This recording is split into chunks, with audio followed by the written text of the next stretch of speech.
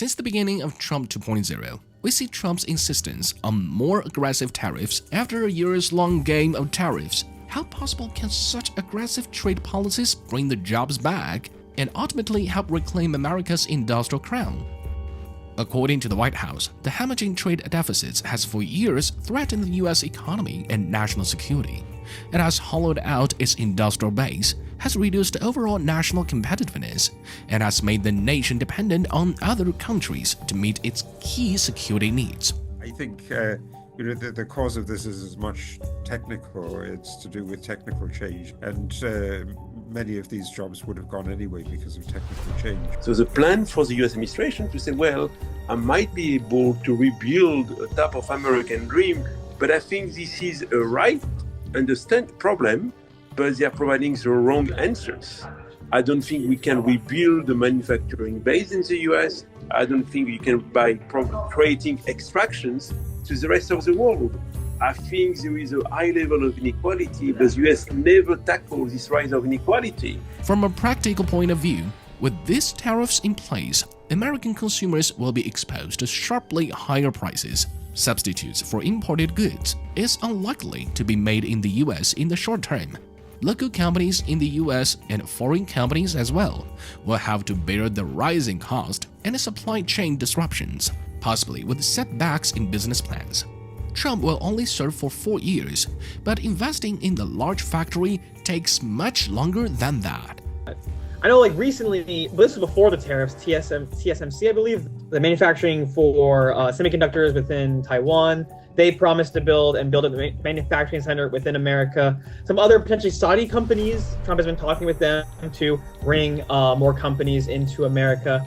But tariffs itself, that should not be the incentive to bring industry into America. It should come from, oh, we have very efficient workers. Oh, we can get a lot more done in less time. That's the reason why countries should come to America, not because of tariff. Trump's trade policies, which was designed to rebalance the economy order in America's favor. Yes, trade imbalance. And that's when we need to talk about the trade deficits that Trump reiterated multiple times. In 2024, China had by far the largest deficits in goods traded. Mexico's deficits follows at $172 billion, and the US has a trade deficit of $63 billion with Canada. Together, the three countries make up 41% of total US imports. EU members Ireland and Germany also represent some of America's highest trade deficits. But quite frankly, Donald Trump is bluffing. Bluffing is when you say you have 4 aces and you actually only have 1. The fact is that he cannot sustain the level of tariffs that he's put out. For instance, let's just take aluminum and steel. America is the largest importer of aluminum and steel.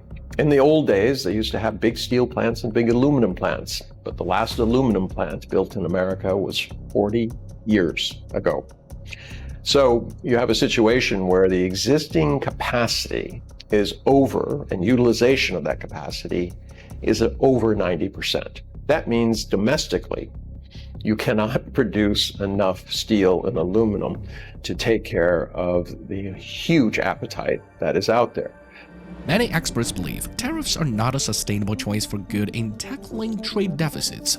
Legally speaking, businesses that import goods have to pay an extra fee. They can either choose to pass the cost to consumers or bear the cost themselves. Industries with lower profit margins usually cannot do the latter. What I think he doesn't seem to recognize is that imposing tariffs, he has a theory that the cost will be fundamentally borne by the producers. Most economists don't think that that's right. The costs will be borne by American consumers.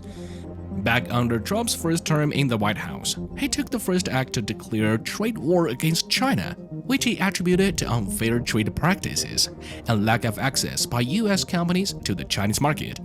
As years passed, however, that has turned out to be a failed attempt in solving the underlying economic concerns of the US. From slapping tariffs to curtailing government spending, everything Trump has done in his term so far was believed to be part of his America First policy. During his first administration, Trump's 2016 promises of huge tax cuts and massive growth for middle and lower income individuals never materialized. And now, his reckless tariffs and dismantling of government agencies and safeguards measures expose America to a wave of preventable disasters. And now it can be sensed that the sad history will probably repeat itself.